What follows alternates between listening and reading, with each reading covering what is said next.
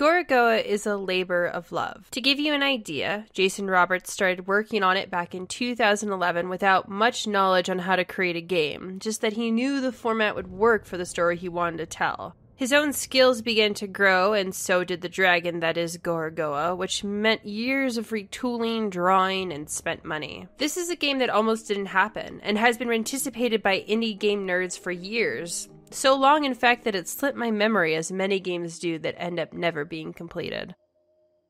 The story clearly has visual references to religion and war, but to me, this game is about conquering the dragon that is a creative project. Each puzzle feels like a brainstorming session. Well, how do I get from point A to point B?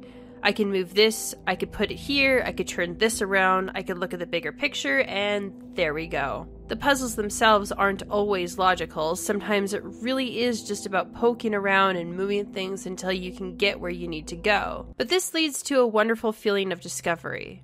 There were times where I found myself stuck, and just dragging a picture away to create a new one felt like opening a door that I didn't even know was there. I call these puzzles explorers, but there's also thinkers. Besides the small surprises, there are some great aha moments that are crucial to a good puzzle game.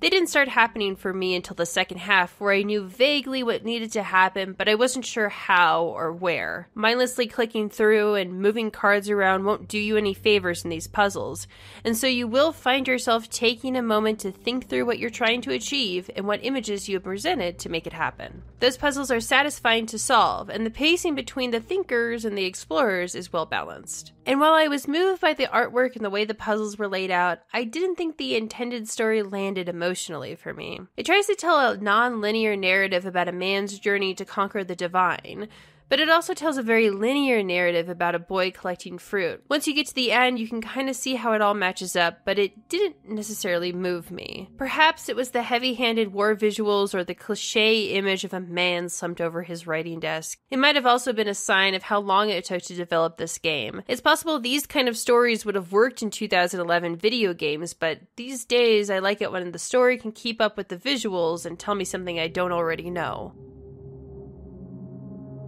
In the end, it's the artwork and the satisfaction of the puzzles that makes this game great. Whether or not the actual stories about the long years of development this game has endured, I can see it echoed in every aspect of the game. In fact, the name Gorogoa was taken from a word that Roberts had made up as a child. I can see this reflected in a story about a boy who encounters a dragon and then is haunted by it for the rest of his life.